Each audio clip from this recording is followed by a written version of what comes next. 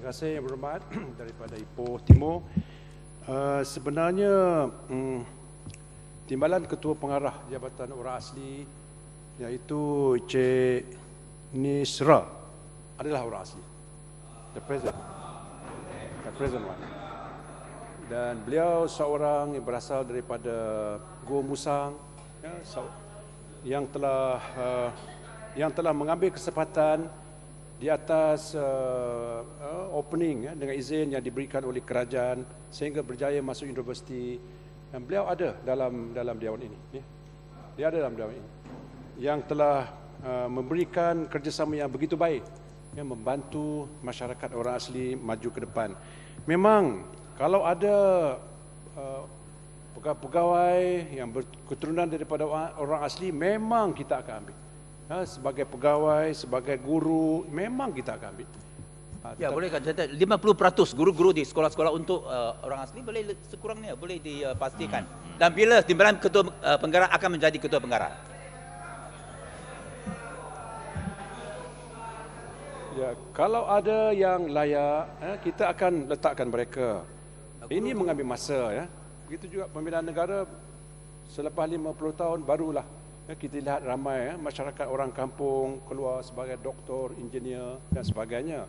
Orang asli pun begitu juga. Saya percaya orang asli akan sampai ke tahap itu dengan pendedahan yang diberikan oleh pihak kerajaan. Dan seorang senator di Dewan Negara adalah daripada orang asli. Bila ada menteri orang asli?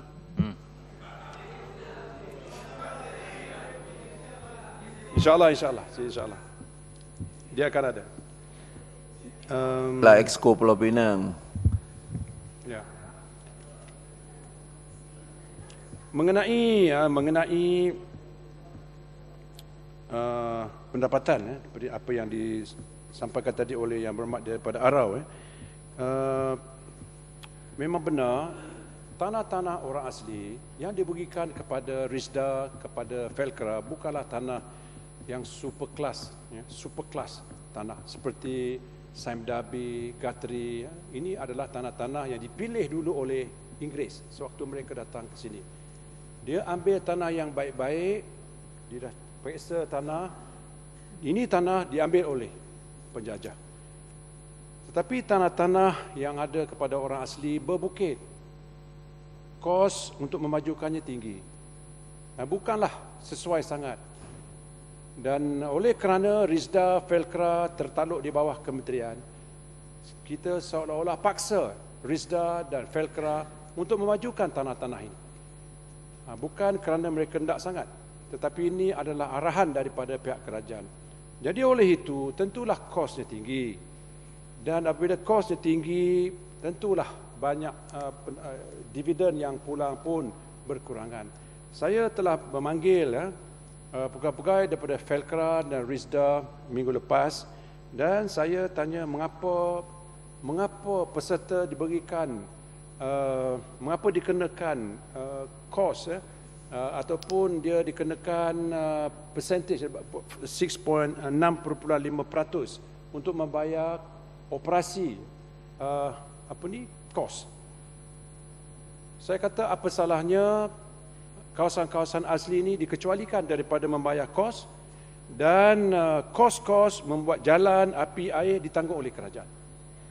Jadi kalau kos ini ditanggung oleh pihak kerajaan, maka dividen yang akan diberikan kepada peserta akan meningkat. Jadi ini sedang dikaji. InsyaAllah saya rasa kos ini kita akan keluarkan daripada dibebankan kepada orang asli. Penjelasan. Semalam Yang Berhormat Menteri kata dia ada bermalam di pada Remis. Adakah Yang Berhormat pernah bermalam di perkampungan orang asli atau lawat orang asli? Oleh kerana bulan lalu saya pergi daripada Jalong Sungai Siput ke Pos Legap. Jalan itu buruk sekali. Saya nampaknya sangat malulah. Dan Malaysia kita kata bahawa mereka sangat membangun, dan pun kalau jalan itu ada dalam Afrika pun malu. Satu jalan yang ambil yang patutnya satu jam, mungkin 4 jam baru boleh sampai. Kenapa ini boleh berlaku? Dulu itu jalan yang baik. Kenapa ini dipinggirkan, diabaikan sehingga infrastruktur yang basic pun tiada? Terima kasih Yang Berhormat.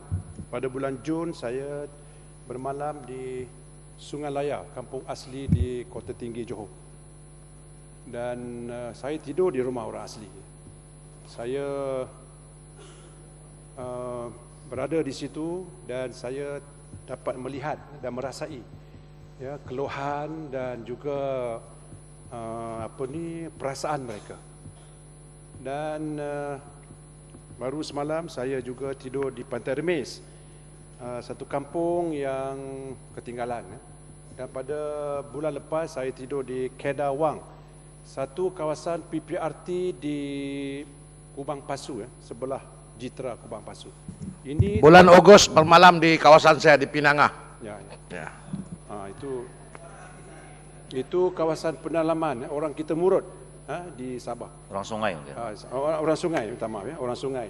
Dan saya dengan lawatan-lawatan ini yang saya dapat berbincang dengan pemimpin-pemimpin di kampung, saya dapat merasai dan apabila saya mempengerusikan mesyuarat di kementerian, saya boleh bercakap bersama-sama dengan pegawai-pegawai yang juga ikut saya. Dan banyak perubahan-perubahan dapat dibuat selepas kita melawat. Yang kedua, pegawai-pegawai yang baru masuk bekerja di Kementerian Kemajuan Luar Bandar, saya suruh mereka duduk di kawasan-kawasan kampung seminggu. Duduk di kampung, belajar, tengok, lihat kesusahan yang ada di kampung. The first week mereka kerja, lepas tu baru masuk ke kementerian. Apabila mereka memproses permohonan dan mengkaji perkara-perkara yang berkaitan dengan luar bandar, mereka boleh dengan izin visualize kesusahan yang sebenarnya berlaku. Jadi saya harap tuan-tuan, Tuan Yang di-Pertua, kita akan dapat membawa banyak pembaharuan di kawasan luar bandar. Itu sangat baik supaya semua pegawai tahu apa yang berlaku, keadaan yang sebenar. Bolehkah Yang Berhormat Menteri ambil perhatian yang sendiri mengenai keadaan di pos legap di Lintang, di Sungai Siput, khasnya mengenai jalan dan infrastruktur yang pokok di sana? Terima kasih Yang Berhormat. Daripada Ipoh Timur, Ketua Pengarah orang asli pun ada bersama kita. Saya percaya beliau mengangguk dan telah pun tulis mengenai pos seperti mana Yang Berhormat berkali-kali sebut dan minta dimajukan, insyaAllah. Bukan hanya di pos legam tetapi di semua kawasan-kawasan orang asli kita akan majukan.